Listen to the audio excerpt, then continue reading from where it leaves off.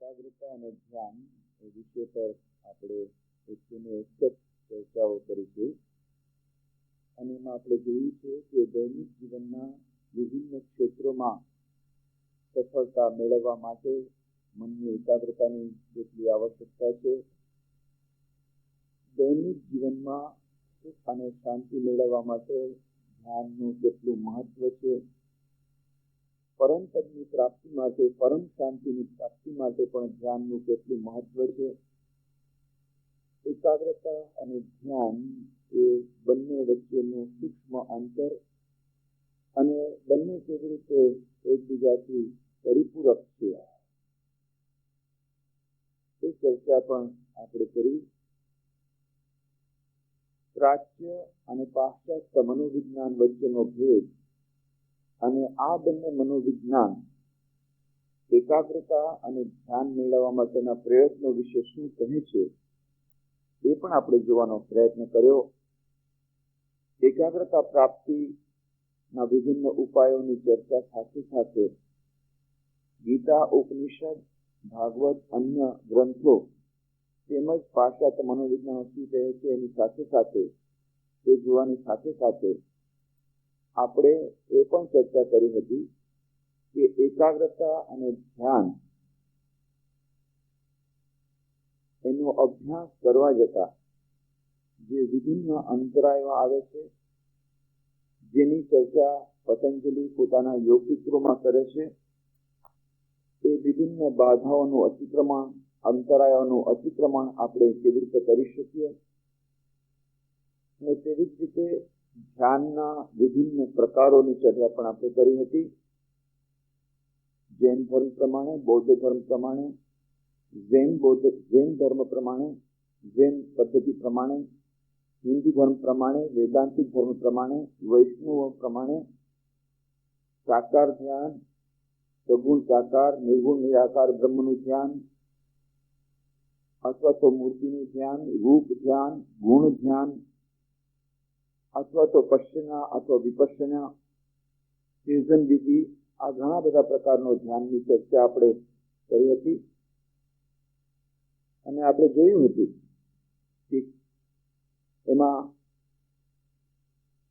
જે વિભિન્ન પ્રકારો આવે છે એમાં એક પ્રકાર એ પણ હોઈ શકે કે ગીતાનો એક શ્લોક અથવા ઉપનિષદનો એક શ્લોક અથવા કોઈ એક સુવાક્ય જે આપણને પસંદ હોય એના ઉપરનું ચિંતન એ પણ એક પ્રકારનું ધ્યાન છે.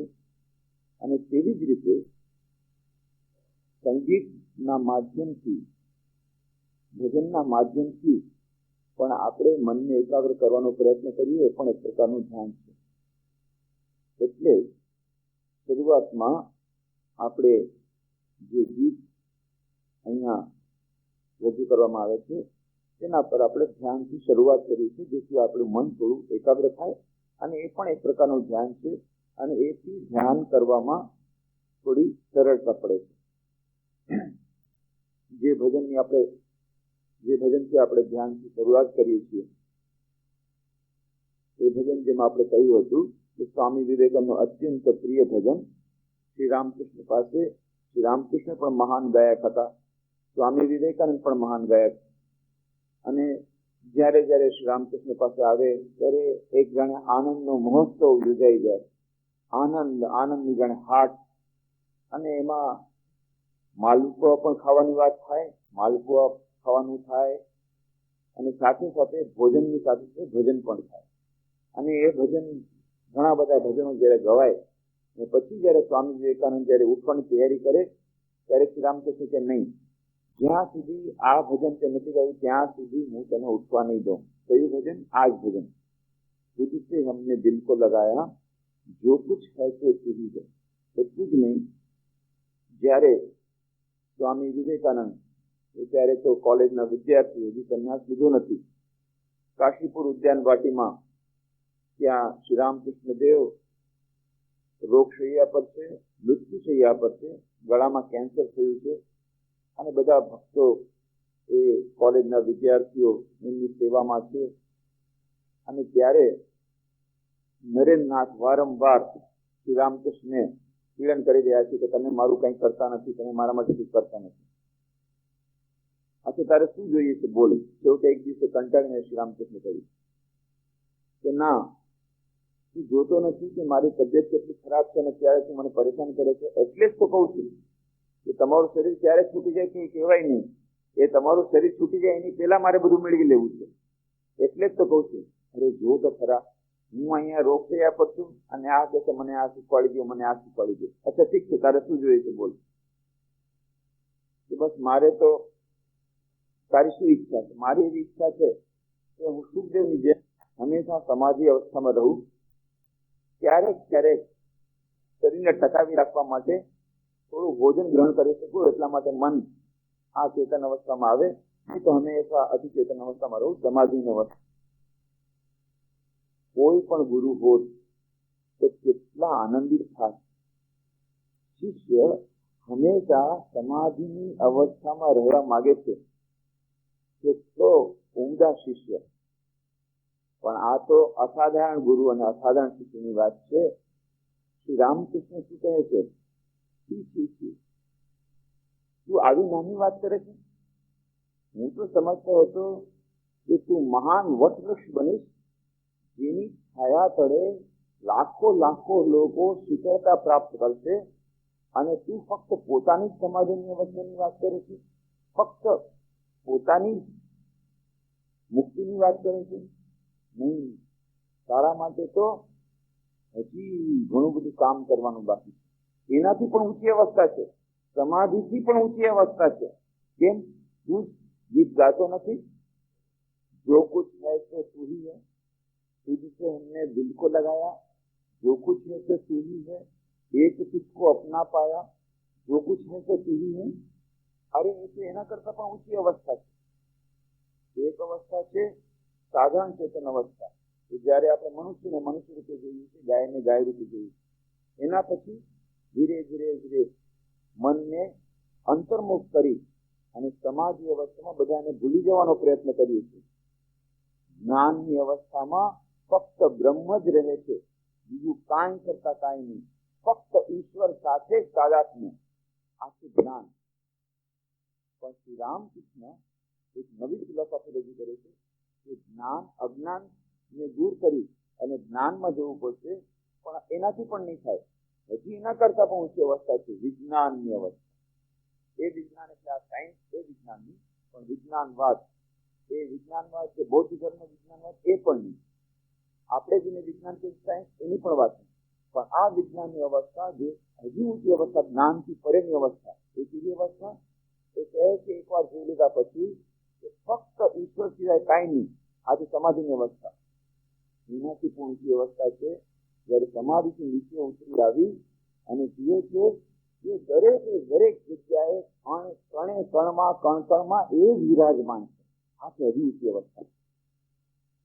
ખરેખર તો જે લોકોને સમાધિની અવસ્થા નથી થઈ, જે લોકોને ઈશ્વર દર્શન નથી થયા, એ લોકો માટે આની પ્રતીતિ, આનો અનુભવ કે દરેકે જગ્યાએ ઈશ્વર છે, કણકણમાં એ વિરાજમાન છે, સર્વમ ખલ્વિદમ બ્રહ્મ જે ઉપનિષદની વાત છે એની અનુભૂતિ નહીં થાય. પણ બૌદ્ધિક રીતે એને સ્વીકાર કરવાથી આપણું જીવન ઉન્નત બનશે. અને એટલા જ માટે શ્રી રામકૃષ્ણ સ્વામી વિવેકાનંદ કહે છે નહીં, એનાથી પણ આ ઊંચી અવસ્થા છે જો કુછ હૈ તો તું ही.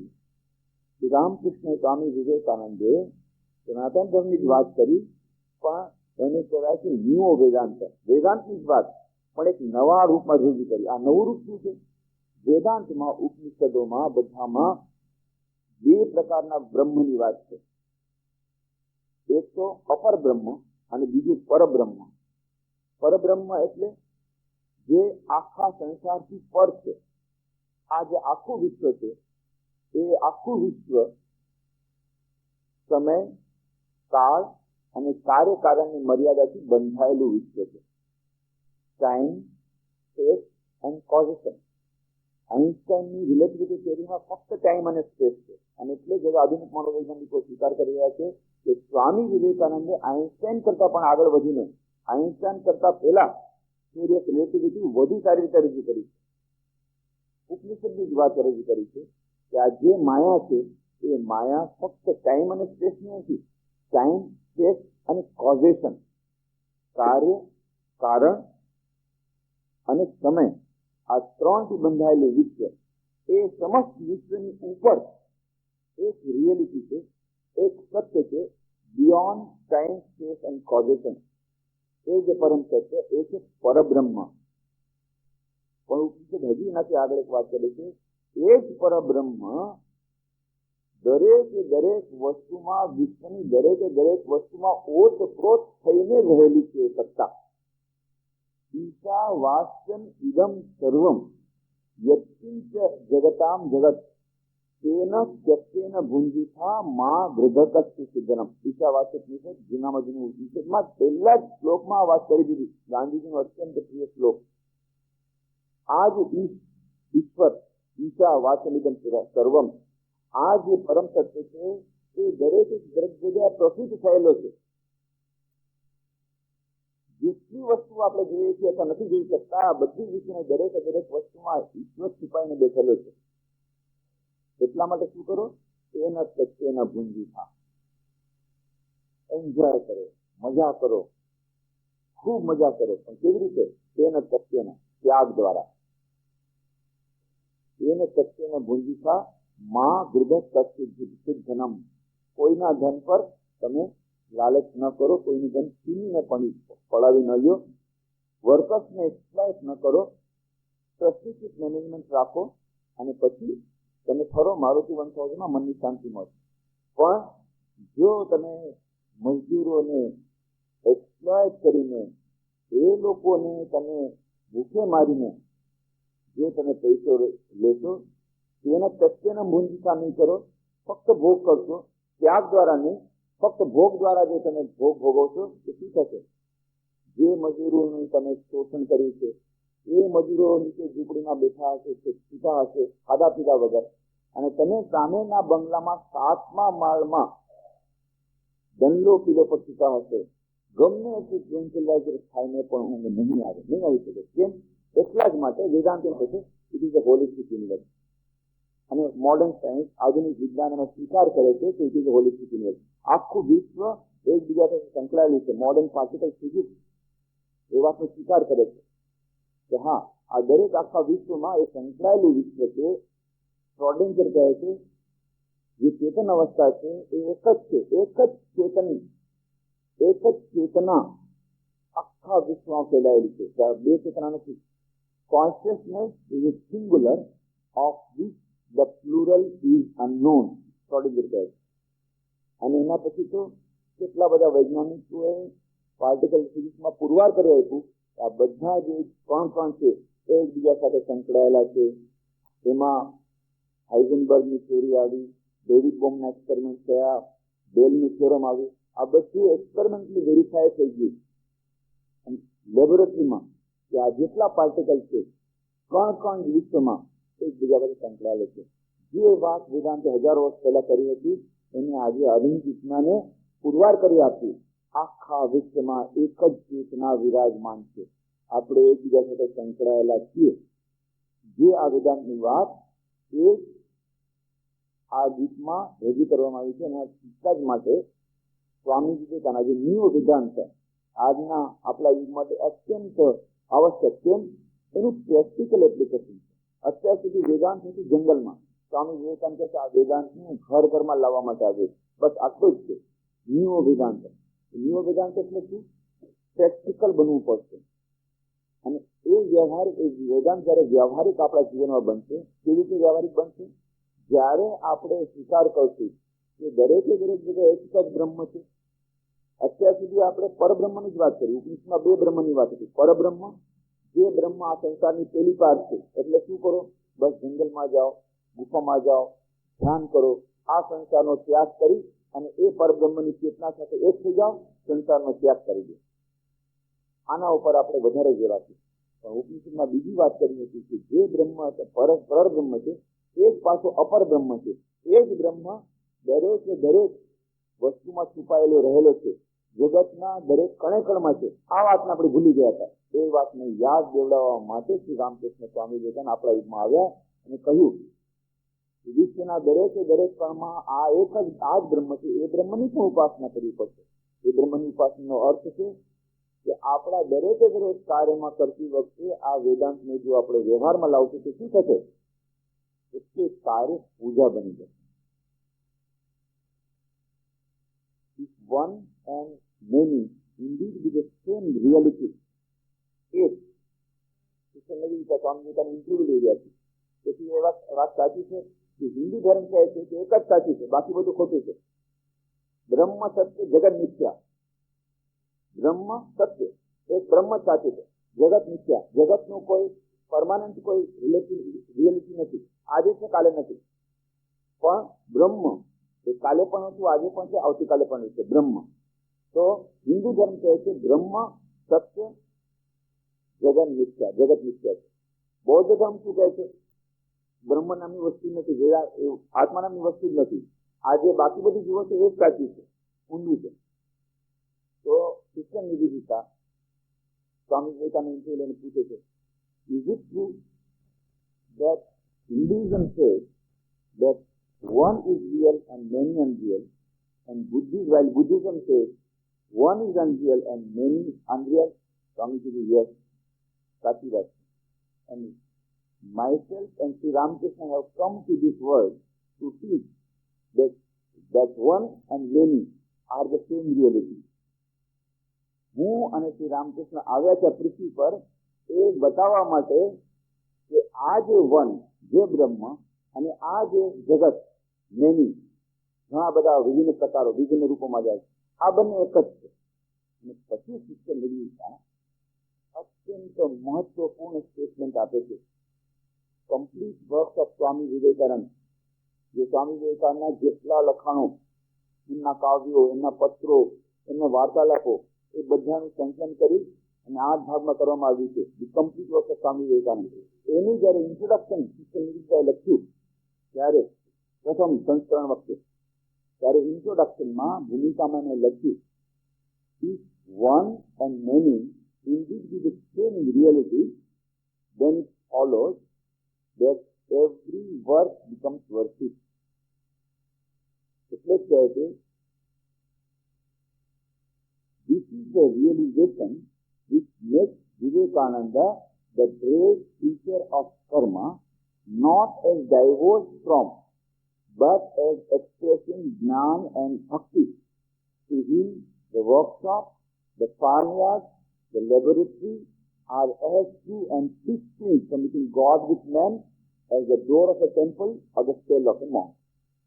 નિવેદિતા કહે છે, આ જે સ્વામી વિવેકાનંદની અનુભૂતિ છે કે એ જે પરમ સત્ય અને આ જે સત્ય આપણે જોઈ રહ્યા છીએ એ બંને એક જ સત્ય છે. આ અનુભૂતિને કારણે પૂર્વાકી થાય છે.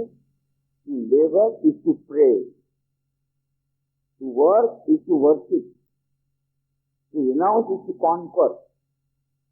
જે ત્યાગ કરે છે એ જીતે છે. ત્યાગ કરવામાં જીત સમાયેલી છે. જે મજૂરી કરે છે એ પ્રાર્થના કરી રહે છે. પ્રાર્થના અને મજૂરી કરવામાં કોઈ ભેદ નથી. Work is to worship. દરેકે દરેક કાર્ય પૂજા છે. અને આ જે અનુભૂતિ છે એ સ્વામી વિવેકાનંદને શું કરે છે? This is the realization which makes Vivekananda the great teacher of karma. અત્યાર સુધી બધા સંતો કીધું ના, સંસાર છોડી જંગલમાં જાઓ, ગુફામાં જાઓ, ધ્યાન કરો, બસ આ જ અસલ આધ્યાત્મિકતા છે. સ્વામીજી કહે છે ક્યાંય જવાની જરૂર નથી. સંસારમાં રહેતા રહેતા જ્યાં છો ત્યાં જ કામ કરતા કરતા દરેકે દરેક વસ્તુમાં એ જ પરબ્રહ્મની પ્રતિછાયા જોતા જોતા દરેકે દરેક કાર્યને પૂજા બનાવી શકાય છે. This relationship which makes Vivekananda the great teacher not as divorced from, but as expressing jnana and bhakti. To him, the workshop, the farmyard, the laboratory are as true and fixing committing God with man as the door of a temple or the cell of a monk. Swami Vivekananda નજરમાં એટલા જ માટે આજે new Vedanta શું કહે છે? સ્વામી વિવેકાનંદ શું કહે છે? વર્કશોપ, કારખાનું, ખેતર, ઓફિસ, લેબોરેટરી આ એટલા જ પવિત્ર સ્થળ છે જેટલા કે એક મંદિરનું દ્વાર અથવા તો એક સાધુની ઝૂંપડી. દરેકે દરેક કાર્ય સ્થળ પૂજા બની જાય અને દરેકે દરેક કાર્ય પૂજા બની જાય. આનું નામ છે જીવન વ્યવહારમાં વેદાંત. એટલે સ્વામીજી કહે છે, by the application of this Vedanta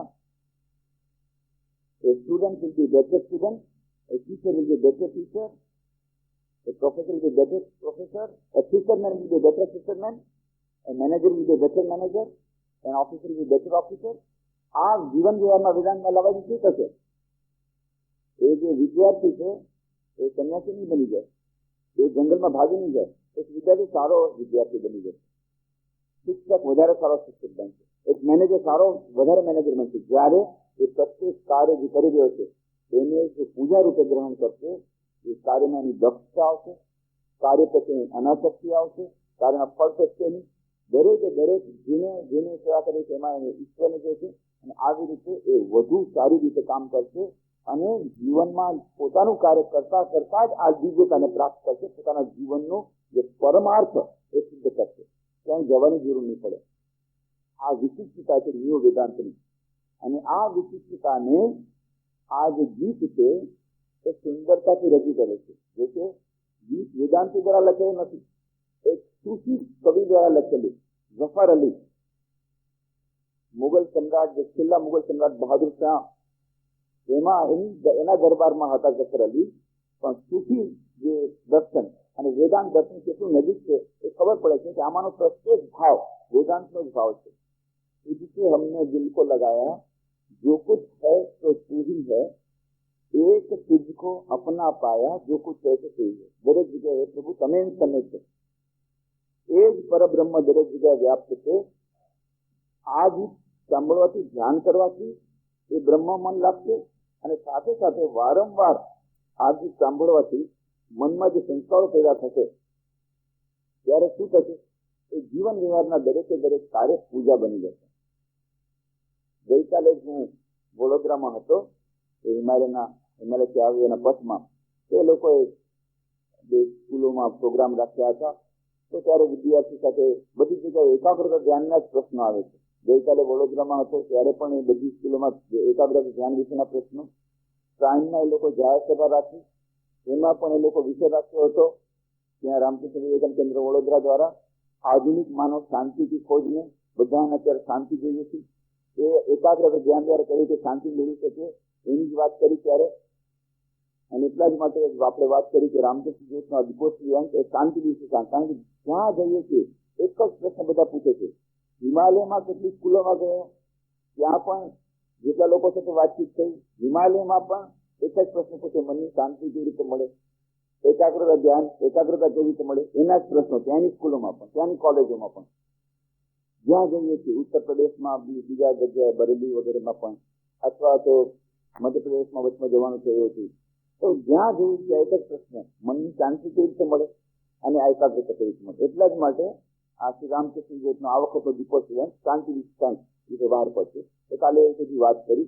ગઈકાલે સાંજે એકાગ્રતા ધ્યાન દ્વારા કેવી રીતે મનની શાંતિ મળી શકે એ સાંજના વડોદરામાં અને બે સ્કૂલોમાં એ લોકોએ આવી રીતે એકાગ્રતા વિશેના ઘણા પ્રશ્નો પૂછ્યા. ધ્યાન દ્વારા કેવી રીતે આ એકાગ્રતા મળે છે એની વાત કરી. ત્યારે બધા વિદ્યાર્થીઓ કહે અમને પ્રેક્ટિકલ લેસન આપો, ધ્યાન કરતા શીખવાડી દે. હવે એટલી નાનાથી વારમાં પાછી બીજી સ્કૂલમાં જવાનું હોય, સમય ઓછો, કેવી રીતે ધ્યાન શીખવાડવું? પછી આ એક સિક્કો કાઢ્યો, આ ઓડિયો કેસેટ હતી આ અજવાળી, સોંગ્સ ફ્રોમ કથામૃતા પાર્ટ 4, જે આપણે કેસેટ વગાડ્યું છે, જે રામકૃષ્ણ કથામૃતમાં જે કંઈ ભજનો છે એ બધા ભજનો ઉપરની કેસેટ એ 6 ભાગમાં છે. આ કેસેટ અમારી બાકી બધા ભાગમાં તો બંગાળી ભજન છે, ચોથા ભાગમાં સાઈડ એમાં હિન્દી ભજન છે, જે 4 ભજન, જેમાં કે સૌથી પહેલું ભજન પ્રભુ મેં ગુલામ મેં ગુલામ, બીજું ભજન નાદુકમ મહેશ્વરી વાળું, બીજું ભજન આ ઈશ્વરને દિલ કો લગાયા, અને ચોથું ભજન મોકો કહા કે જિંદગી.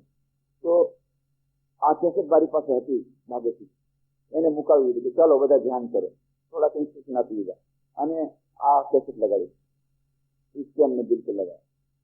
અને બધા વિદ્યાર્થીઓ જે ચંચળ વાનર જેવા કહેવાય, વાનર જેવા કેટલો તોફાન કરતા હતા, એ બધા અને એટલો સરસ રીતે ધ્યાન કરતા હતા. અને ધ્યાન જયારે પૂરું થઈ ગયું એના પછી, જયારે સેશન પૂરું થયા પછી પ્રિન્સિપાલ શિક્ષકો સાથેની જે બેઠક હતી એમાં લોકો આ જ વાત કરી કે સ્વામીજી આવી રીતના અમે વિદ્યાર્થીઓ ક્યારે જોયા નથી આટલા શાંત.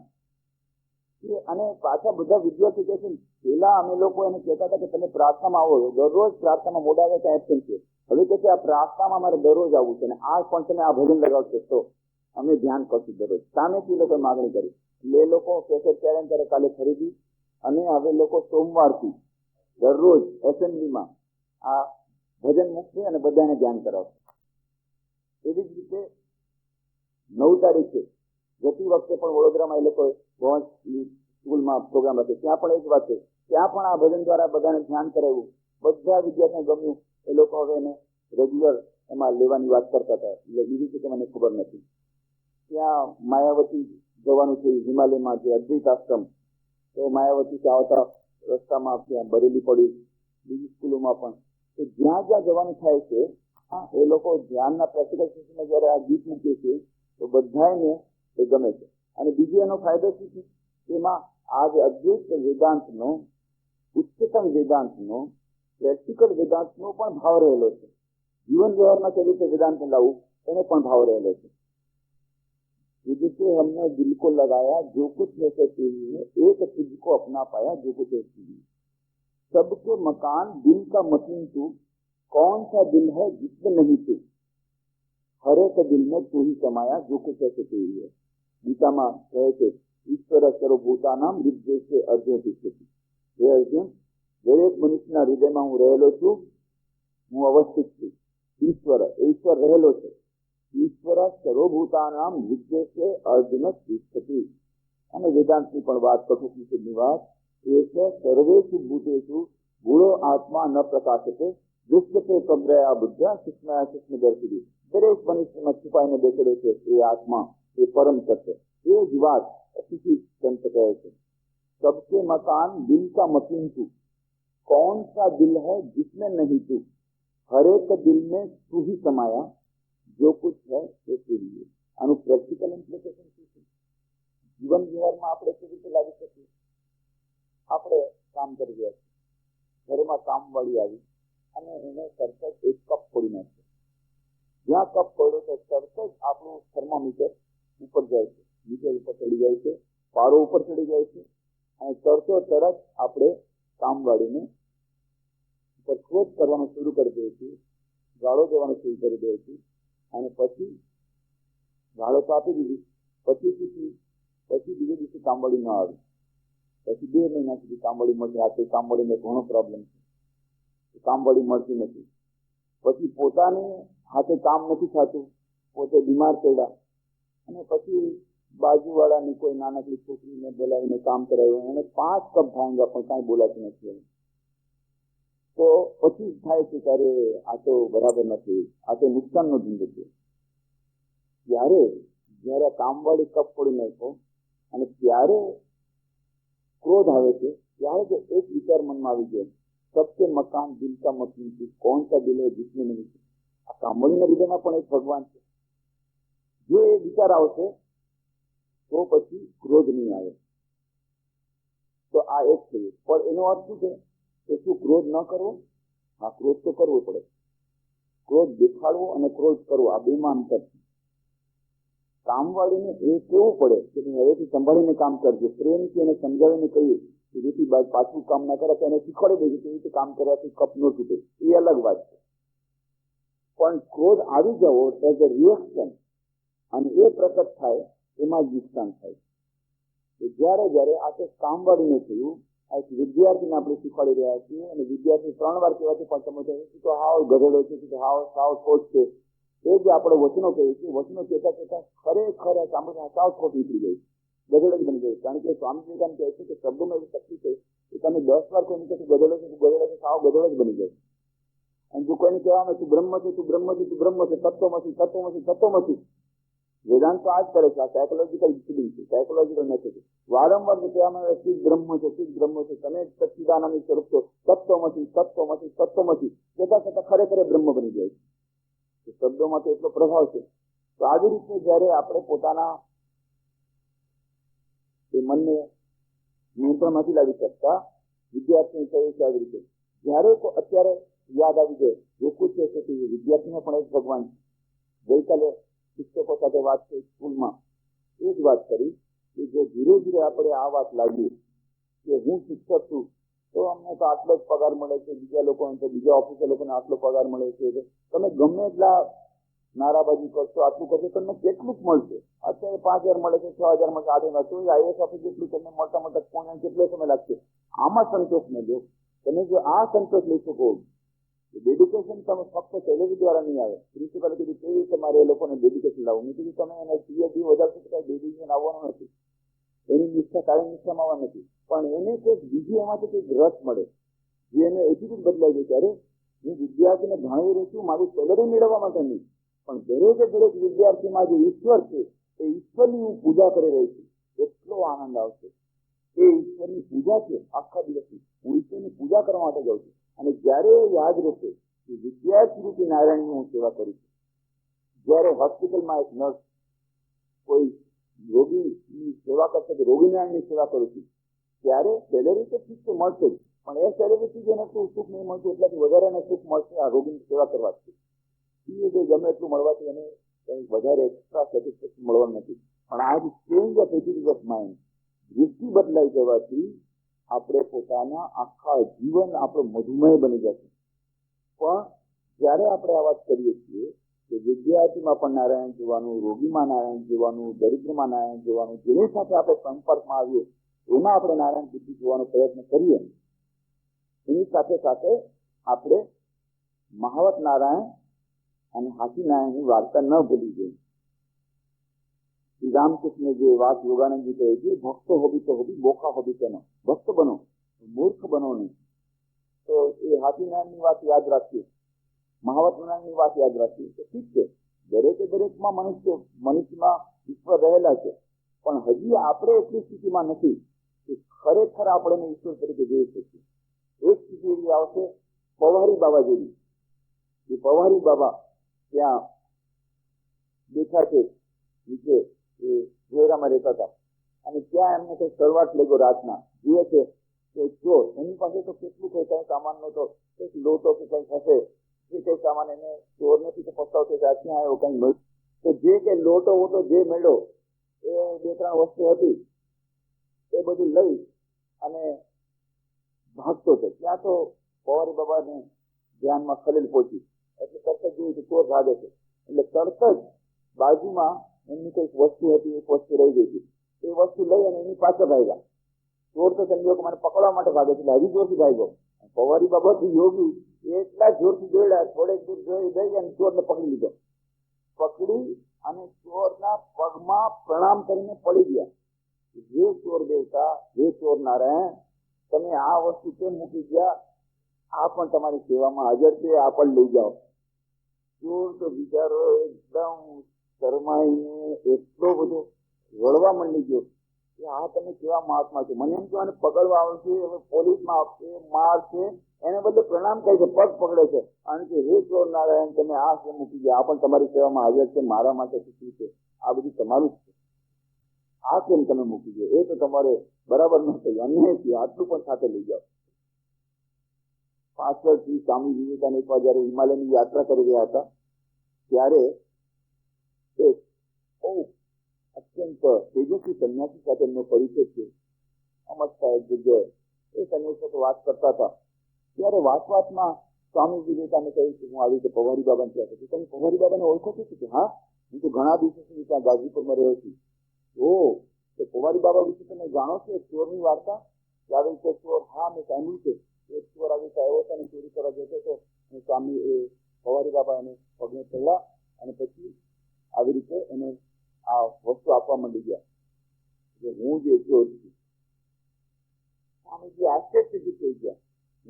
આ સાંભળ્યું પ્રવાસ કે કદાચ સાચી ઘટના છે કે કોણ જાણે, વાર્તા કેટલાક લોકો મહાત્મા નામથી ઘણી વાર્તા કરે છે, પણ આ સંન્યાસી કહ્યું કે હું જે ચોર છું એના પછી મારું હૃદય પરિવર્તન થઈ ગયું અને મેં બધું છોડી દીધું, ચોરી તો છોડી દીધું, સંસાર છોડી દીધો, તપસ્યામાં લીન થઈ ગયો કે આવી જાતની એક અવસ્થા થઈ શકે.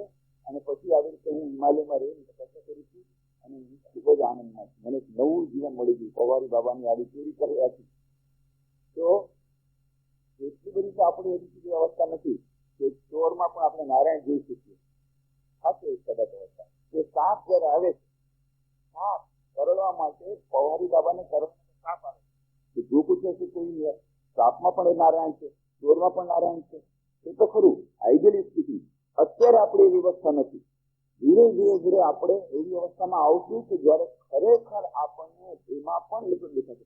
જયારે આપણને ખરેખર દેખાય ત્યારે પવારી બાબાજી વાંચન કરશે કે હે ચોર નારાયણ તમે આ લઈ જાઓ. પણ ત્યાં સુધી જે ચોરને નિષ્પાપ જમાડવો પડે કે જે વ્યવહારિક કરવું પડે કરવું પડે ત્યાં સુધી પણ મનમાં રિએક્શન નહીં લાવવાનું.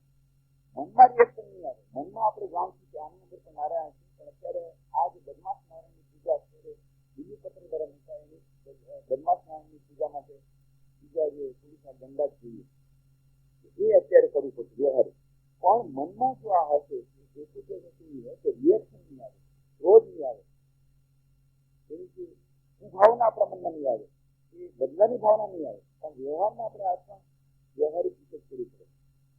એ સાપ જયારે આવે ત્યારે આપણે પવારી બાબાની જેમ કરશું તો સાપ કરી દેશે. પણ જો કદાચ એવી અવસ્થા હશે કે આપણે આત્મા અને બે વસ્તુ અંતર નથી રહ્યું કે આપણે પોતાને આત્મા જ માની તો પવારી બાબાની જેમ કરો. પવારી બાબા પાસે અત્યારે સાપ આવે, સાપ આવી એમની એટલી બધી અહિંસામાં પ્રતિષ્ઠા હતી કે પતંજલિ યોગમાં કહે છે કે અહિંસા પ્રતિષ્ઠાયામ વૈરત્યાગમ. જે ખરેખર અહિંસામાં પ્રતિષ્ઠિત છે એવી યમની વાત કરતા કહ્યું કે ખરેખર અહિંસામાં પ્રતિષ્ઠિત જાય છે તત્સન્નિધો વૈરત્યાગ. એની સન્નિધિમાં એની નજીકમાં બધાએ પોતાનો વેરભાવ મૂકી દે છે. ત્યાં સુધી કે સાપ પણ પોતાનો વેરભાવ મૂકી દે, વાઘ પોતાનો વેરભાવ મૂકી દે. વાઘ અને જીતા એક સાથે રહી શકે એની એની ઉપસ્થિતિમાં એટલી બધી એના મનમાં જો અહિંસાનો ભાવ હોય, શાંતિનો ભાવ હોય તો એ વાઘ પણ પોતાની અશાંતિ પોતાનું વેર મૂકી દે એવું બની શકે એની. અને એનું ઉદાહરણ છે પવારી બાબા. વાઘ એ સાપ પણ એની સાથે રહેતો હતો અને બીજા ઘણા બધા પ્રાણીઓ એની સાથે રહેતા હતા. હવે એક બિલાડી હતી, એ બિલાડી એની પાસે રહેતી હતી, એમની જવાય થઈ ગઈ. હવે એક સાપ એકવાર બિલાડીને કરડવા માટે આવ્યો. બિલાડી ખાતી અને પવારી બાબાને ખોળા મારી. પવારી બાબાને ખોળા મારી લીધી. સાપ આવે તો કરવા માટે બિલાડી છોડતા નથી. તેઓ તે સાપની પવારી બાબાને જ બંધ થઈ ગઈ. ખબર પડી સાપે તમે બંધ થઈ દીધો. ના ના બંધ નથી દીધો, સાપે બંધ નથી દીધો. મારા પરમ પ્રેમાસ્પદ પાસેથી એક સંદેશ વાહક આવ્યો છે અને એને મને ચુંબન કર્યું છે. A messenger came from my beloved and he kissed me. A messenger came from my beloved and he kissed me. એ તો બધી જગ્યાએ નારાયણ જ છે. બધી જગ્યાએ નારાયણથી થાય છે, બધું ભગવાનની કૃપાથી થાય છે. તો ભગવાને મારા પ્રેમાસ્પદે પોતાના સંદેશ વાહકમાં મોકલ્યો તો એ મને ચુંબન કરીને ચાલ્યો ગયો. तो एवी वस्तु આપણે હજી નથી થઈ. तो जो कुछ है तो कोई नहीं है. सबके मकान दिल का मकान की कौन सा दिन है जिसमें नहीं गई. આ તો મનમાં રાખવાથી રિએક્શન નહીં આવે, પણ સાથે સાથે વ્યવહારિક પણ બનવું પડશે. મહાવત નારાયણની પણ વાત સાંભળવી પડશે. હાથીમાં નારાયણ છે, બિલકુલ સાચી વાત છે, પણ એ હાથીમાં નારાયણ છે એટલા માટે થઈ અને જયારે એ આપણે રસ્તામાં હોઈએ અને હાથી જયારે મારવા આવતો હોય ત્યારે કહે કે એ હાથી નારાયણ તમે બહુ મહાન નારાયણ છો, હું તમારી પૂજા કરું છું. અને હાથી પછી જેમ પેલા શીખને ફેંકી દે. પછી સાધુ પોતાના ગુને શું ખોટું કર્યું, તમે ઉપદેશ આપ્યો તો બધામાં નારાયણ છે તો હું નારાયણની સ્તુતિ કરું તો આ હાથી નારાયણ મને ઉપર ફેંકી દીધો. તો આથી તમારો ઉપદેશનું પાલન ચૂકાઈ દેશે. અને ત્યારે ગુરુજી સુધી અચ્છા જયારે હાથી આવતો હતો ત્યારે ઉપર જે મહાવત હતો એ શું કહેતો હતો કે મહાવત જોર જોરથી પુકાવતો હતો કે હટી જાઓ, આ હાથી પાગલ થઈ ગયો છે, હાથી રસ્તામાંથી ભાગી જાઓ. તો કે મેં તને શું કીધું, દરેકે દરેકમાં ઈશ્વર છે, બરાબર ને? દરેકમાં નારાયણ છે, દરેકમાં હરિ છે, દરેકમાં ઈશ્વર છે. હા, તો હાથીમાં જેમ નારાયણ છે મહાવતમાં શું નારાયણ નથી? તો મહાવત નારાયણે જે ના પાડી ત્યારે મહાવત નારાયણની વાત કેમ ન સાંભળી, કેમ રસ્તામાં ઉભો રહ્યો? એનું આ પડે. તો હાથી નારાયણની પણ વાત સાંભળવી પડે, મહાવત નારાયણની પણ વાત સાંભળવી પડે. આપણા શાસ્ત્રોમાં જે કહ્યું છે કે ઠીક છે વ્યવહારિક પણ બનવું પડે, તો એ લોકોની પણ વાત સાંભળવી પડે. જીવન વ્યવહારમાં જે રીતે કરવું પડે પણ મનમાં રિએક્શન નહીં આવે. અને ધીરે ધીરે ધીરે આ વસ્તુને પોતાના જીવનમાં આચરણમાં લાવવાથી દરેક જગ્યાએ વેદાંતની વાતને એપ્લાય કરવાથી એક એવી સ્થિતિ પહોંચે ત્યારે આપણે એને પોતાના જીવન અંગમાં લાવી શકીએ. તો એકાગ્ર ધ્યાન વિશેની વાત અને આ જે ભજનની પણ બીજી પંક્તિઓ વિશેની વાત એ આપણે આ શનિવારે કરવાનો પ્રયત્ન કરીશું. ઓમ શાંતિ શાંતિ શાંતિ. હરિ ઓમ તત્સત. શ્રી રામ કૃષ્ણાર્પણમસ્તુ.